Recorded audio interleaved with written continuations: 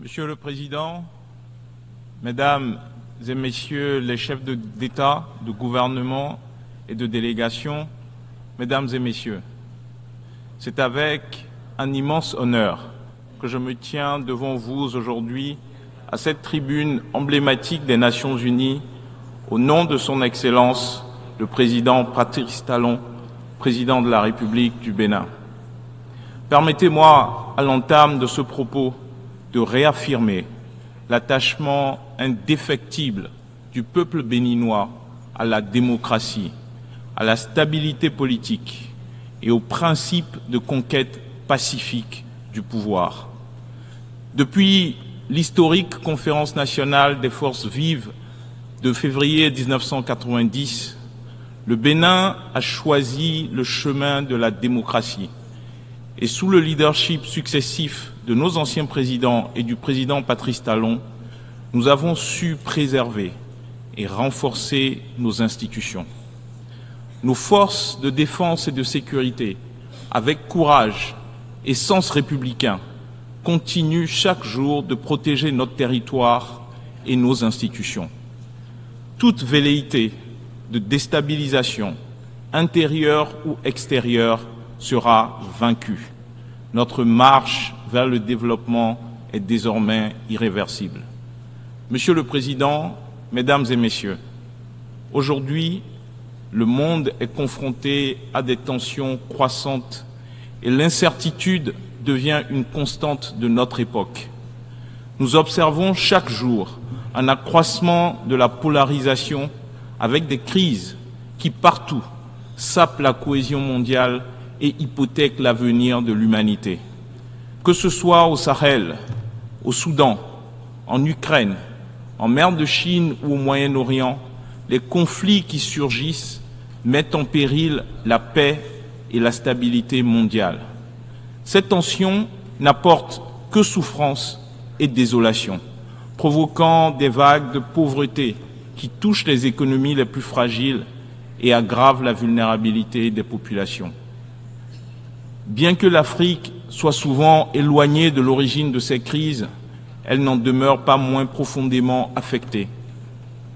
La région sahélienne, en particulier, est aujourd'hui le théâtre de tensions grandissantes, exacerbées par les décisions prises sans le consentement des pays africains. Cette instabilité compromet gravement notre développement durable. Plus inquiétant encore, certaines forces extérieures cherchent à importer leur rivalité géopolitique dans notre région. Le Bénin dénonce fermement toute tentative de faire du Sahel un nouvel épicentre de lutte géopolitique. Ces ingérences nourrissent le terreau du terrorisme, une abomination que nous condamnons sans réserve. Que ce soit en Afrique ou ailleurs, le terrorisme est inacceptable. Aucune cause ne peut justifier la terreur, la souffrance et la destruction qu'il provoque. Aujourd'hui, nous réaffirmons notre engagement envers l'unité africaine. Plus particulièrement, dans notre région de l'Afrique de l'Ouest, nous avons la responsabilité historique de préserver la fraternité séculaire qui unit nos peuples. Le Bénin est prêt à jouer son rôle dans cette bataille contre le terrorisme et pour le développement. Notre unité d'action est essentielle, quelles que soient les organisations régionales auxquelles nous décidons d'appartenir.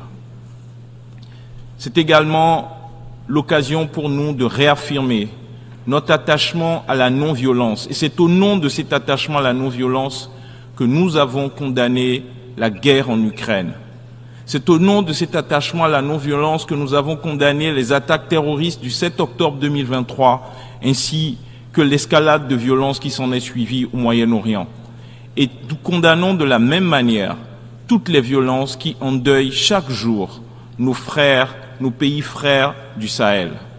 Nous appelons la communauté internationale à intensifier ses efforts pour ramener la stabilité à travers le dialogue, que ce soit au Moyen-Orient, où la solution à deux États demeure la seule voie viable, ou en Ukraine, dans la région des Grands Lacs, au Soudan, en Libye ou encore dans la République sœur d'Haïti. Monsieur le Président, Mesdames et Messieurs, en dépit de ces foyers de tension, nous ne devons jamais perdre de vue un autre défi majeur qui menace l'avenir de notre monde, la pauvreté sous toutes ses formes. À 5 ans de l'échéance de 2030, il est douloureusement clair de constater que nous n'atteindrons pas les objectifs du développement durable. Mais nous ne devons pas abandonner la lutte. Le combat contre la pauvreté reste l'un des plus grands défis de notre époque. Sans ce combat, il n'y aura ni paix véritable, ni stabilité durable. L'Afrique, Mesdames et Messieurs, est l'avenir du monde. Dans quelques décennies, notre continent sera le foyer d'un quart de l'humanité. Nos jeunes, porteurs d'une créativité immense, et nos ressources naturelles constituent un atout indispensable pour l'avenir de la planète. Mais pour que ce potentiel devienne réalité, nous devons éradiquer la pauvreté sur notre continent. Il est urgent d'agir, car chaque année de retard compromet cet avenir. Dans 25 ans, lorsque nos États auront pour la plupart un siècle d'existence, serons-nous encore à débattre de l'accès à l'eau potable, à l'électricité, à la santé ou à l'éducation? Ou aurons-nous enfin franchi le cap qui permettra à chaque Africain de vivre dans la dignité? Voilà les questions essentielles auxquelles nous devons répondre. Le temps de l'action est venu. Depuis 2016, le Bénin a emprunté la voie du progrès sous le leadership du président Patrice Talon. Nous avons pris notre destin en main et initié des réformes majeures, que ce soit dans l'éducation, la santé ou les infrastructures sociales. Aujourd'hui, nous sommes engagés sur une trajectoire de transformation et de développement. Il est important que le monde reconnaisse les efforts des nations comme la mienne, comme celle du Bénin, qui œuvrent pour leur avenir et prennent leur destin en main. Monsieur le Président, Mesdames et Messieurs, pour que l'Afrique prenne son envol, elle doit aussi se réconcilier avec son histoire et son identité profonde. Comme il est impossible de comprendre l'Europe sans prendre en compte l'influence de l'Église chrétienne, ou qu'il est impossible de comprendre le Moyen-Orient sans comprendre et chercher à comprendre l'islam, il est tout aussi impossible de saisir l'essence de l'Afrique sans embrasser pleinement ses croyances, ses traditions, sa civilisation.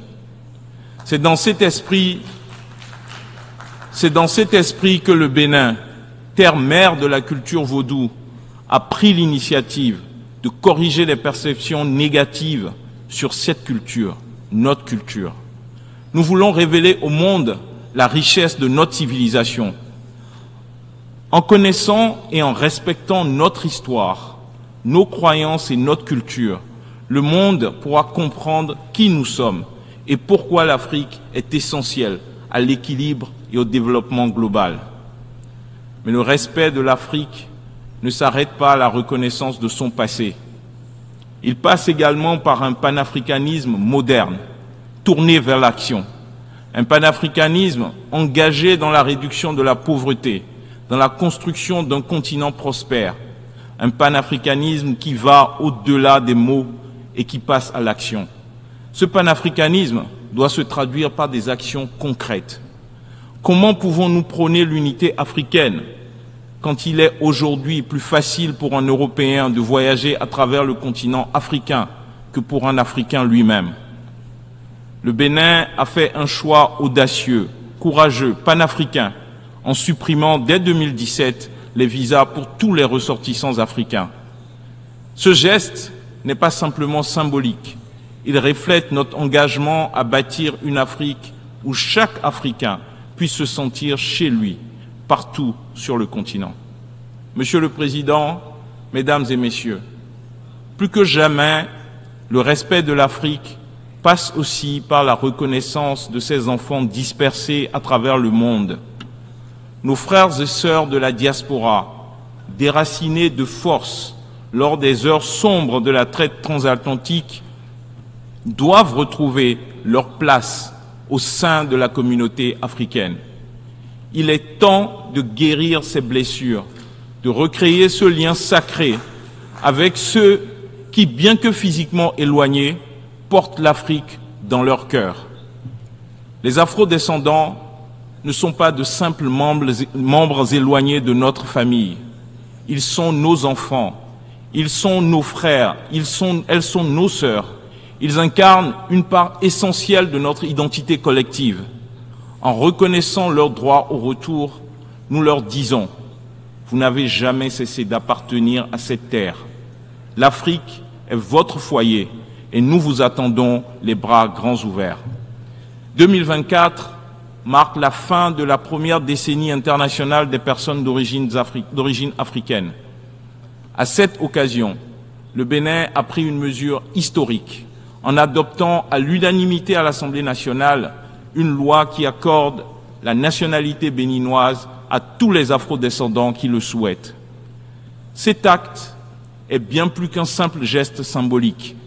Il est une invitation à un avenir commun, un appel vibrant à l'unité et à la solidarité. Ensemble, Africains, afrodescendants du continent et de la diaspora, nous relèverons les défis de demain. Ensemble, nous bâtirons une Afrique forte, prospère et respectée. Monsieur le Président, Mesdames et Messieurs, le Bénin est prêt à tracer la voie vers une Afrique unie, une Afrique dynamique et ouverte sur le monde, une Afrique qui se prend en charge, une Afrique engagée pour réaliser son avenir. Le siècle de l'Afrique est à portée de main. Il dépend de notre capacité à saisir cette opportunité, à bâtir une Afrique où chaque citoyen, qu'il soit né sur le continent ou qu'il fasse partie de la diaspora, joue un rôle clé dans notre renaissance commune. Nous sommes prêts. Je vous remercie.